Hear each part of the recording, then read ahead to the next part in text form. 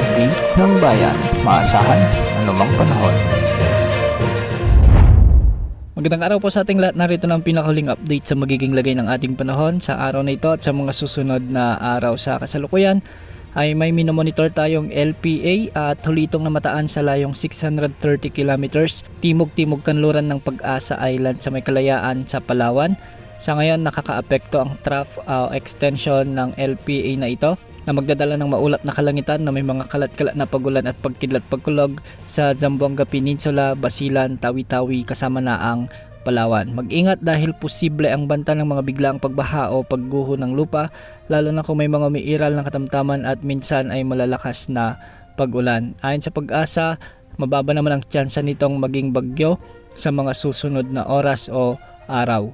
Samantala shearline naman, ito yung banggaan ng malamig at mainit na hangin ang magdadala ng maulap na kalangitan na may mga kalat-kalat na pagulan at pagkidlat-pagkulog sa Bicol Region, Quezon Province, Oriental Mindoro, Marinduque, Romblon, Northern Samar, Antique, Aklan, Capiz at Iloilo. Pinag-iingat natin ang ating mga kababayan dito lalo na yung ilang araw nang nakakaranas ng mga pag-ulan dulot ng shearline sa posibilidad ng mga biglaang pagbaha o pagguho ng lupa kung may mga katamtaman at malalakas na pag-ulan. Samantala, sa nalalabing bahagi naman ng Visayas at Caraga, asahan naman ang maulap na papawirin na may mga kalat-kalat na pagulan at pagkilat-pagkulog dulot ng umiiral na easterlies o ang mainit na hangin mula sa karagatang Pasipiko. Posible rin ang banta ng mga biglaang pagbaha o pagguho ng lupa lalo na kung may mga umiiral na katamtaman at minsan ay malalakas na pag-ulan. Dahil naman sa umiiral na malamig na amihan o northeast monsoon, magiging maulap rin ang mga kalangitan na may mga mahinang pag-ulan sa Cordillera Administrative Region, Cagayan Valley at Aurora.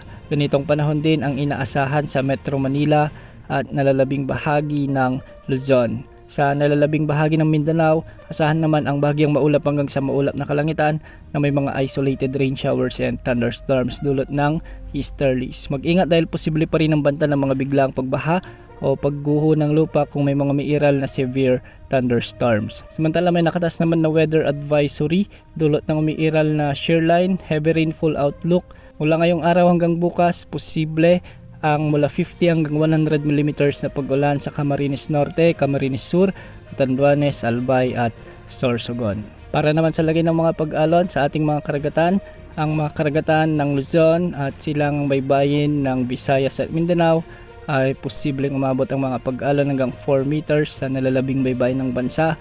Posible ang mga pag-alon hanggang 2.1 meters. Maliban sa LPA na nasa kanluran ng Palawan, ay wala tayong minomonitor na bagong banta ng panahon na posibleng makaapekto at pumasok sa ating PAR sa susunod na 3 hanggang 5 araw.